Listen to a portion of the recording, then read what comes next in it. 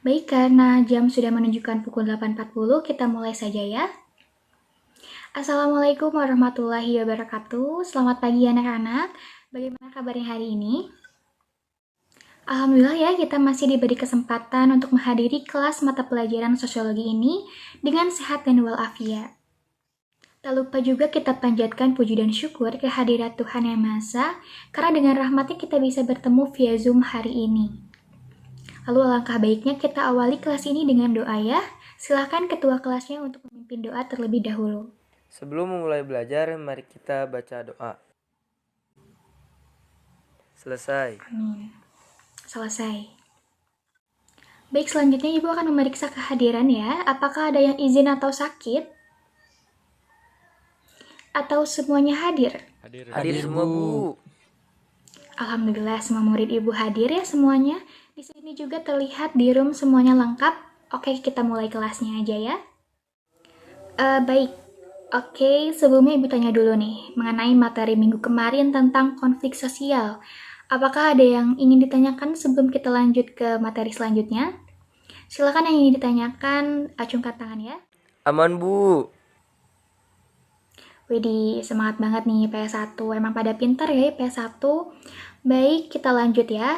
Sebelumnya Ibu izin share screen dahulu. Baik, kita lanjut ya. Hari ini kita akan membahas mengenai mobilitas sosial. Pada pertemuan ini, kalian diharapkan mampu mencapai tujuan pembelajaran, antara lain 1.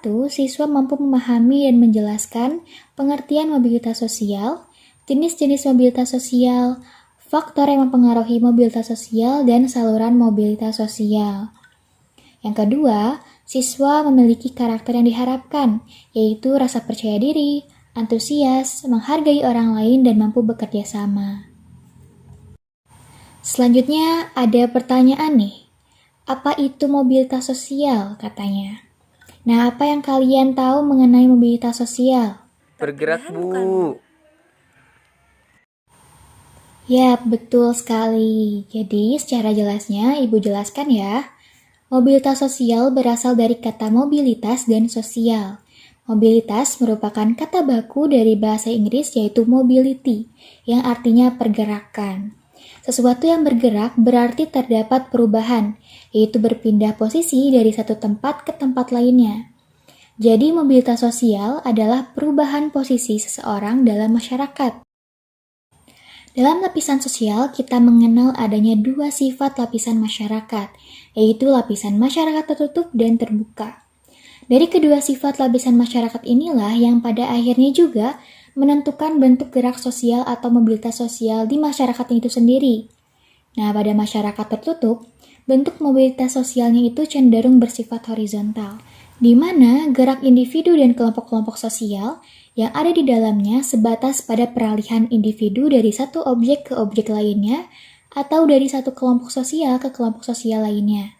Sedangkan pada masyarakat terbuka, mobilitas sosialnya cenderung bersifat vertikal, yaitu perpindahan yang dilakukan oleh individu atau kelompok sosial dalam hal kedudukan yang tidak lagi sederajat. Lanjutkan ya. Nah, kok kosong ya? Malah ada pertanyaan di sini bukan penjelasan. Nah, kenapa ya? Sengaja Ibu kosongkan karena pembahasan selanjutnya tidak akan dijelaskan oleh Ibu nih, melainkan oleh kalian. Penasaran gak seperti apa? Jadi model pembelajaran ini disebut one stay, three stay. Untuk alurnya itu seperti ini. Pertama, Ibu akan membagi siswa menjadi 3 kelompok yang beranggotakan 3-4 orang, lalu akan menyediakan breakout room Zoom untuk tiap kelompok berdiskusi. Yang kedua, setiap kelompok dibagi submateri berbeda yang akan dibahas oleh masing-masing kelompok. Yang ketiga, tiap kelompok akan mengkaji pembahasan tiap submateri yang telah ditugaskan. Yang keempat, setelah perumusan materi tiap kelompok selesai, kita akan mulai model pembelajaran one stay, three stay-nya. Satu orang dari tiap kelompok harus tetap ada di breakout room Zoom yang ditugaskan untuk menjelaskan materi yang kelompoknya telah kaji ke anggota kelompok lain yang mengunjungi breakout room Zoom kelompok tersebut. Lalu, sisa anggota kelompok ditugaskan untuk menyebar ke breakout room Zoom kelompok lain untuk mendapatkan penjelasan mengenai submaterinya. Selanjutnya, tiap anggota kelompok yang menyebar harus mencatat penjelasan dari kelompok yang dikunjungi. Ketika sudah selesai, maka tiap anggota kelompok yang menyebar kembali ke breakout room Zoom kelompoknya sendiri untuk menjelaskan ulang mengenai pembahasan yang didapat dari kelompok lain, sehingga semua anggota akan paham mengenai semua subtema yang ditugaskan oleh Ibu.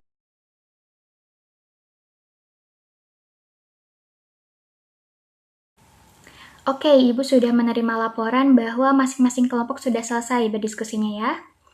Lalu kemudian kita akan langsung saja nih mulai one stay, three stay-nya. Silakan kepada masing-masing kelompok untuk bersiap menjaga dan menyebar. Ibu hitung 1-3 untuk memulai ya. 1, 2, 3, mulai.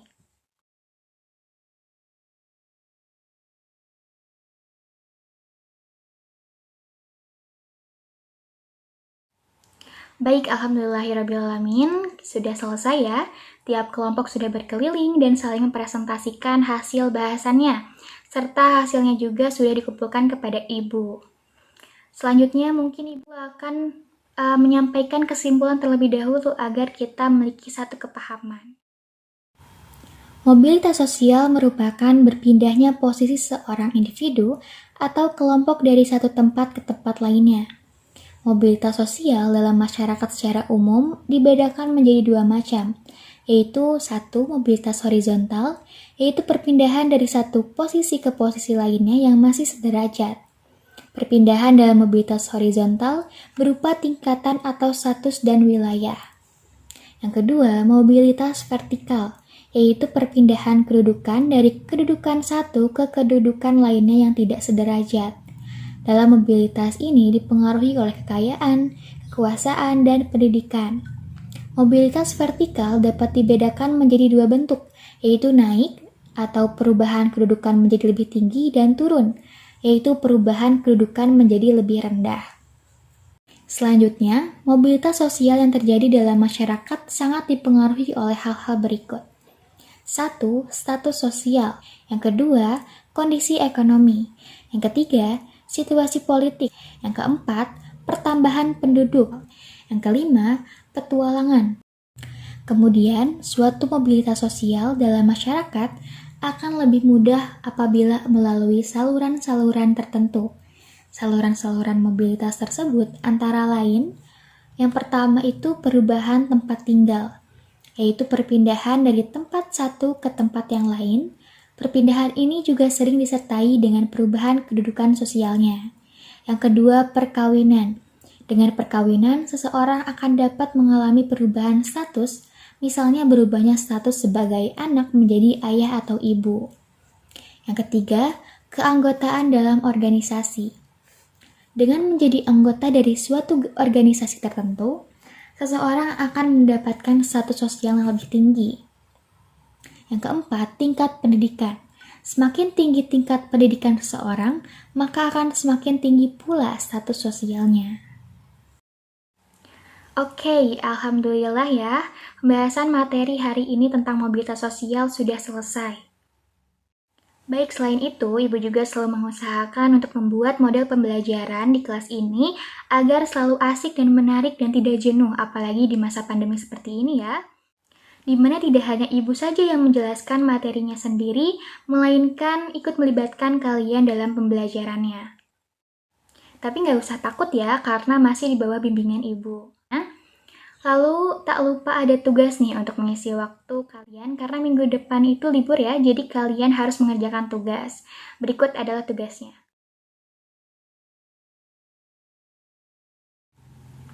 Baik, apakah ada yang ditanyakan lagi? Jika tidak ada, mungkin Ibu akan tutup ya pertemuan hari ini melihat jam juga sudah habis. Terima kasih untuk semuanya yang telah aktif dan mandiri dalam pelajaran sosiologi ini. Semoga tetap semangat ya. Jangan lupa jaga kesehatan, jangan lupa 3M-nya. Semoga kita tetap selalu sehat di masa pandemi seperti ini. Ibu pamit undur diri. Wassalamualaikum warahmatullahi wabarakatuh. Selamat bertemu di pertemuan selanjutnya. Dadah.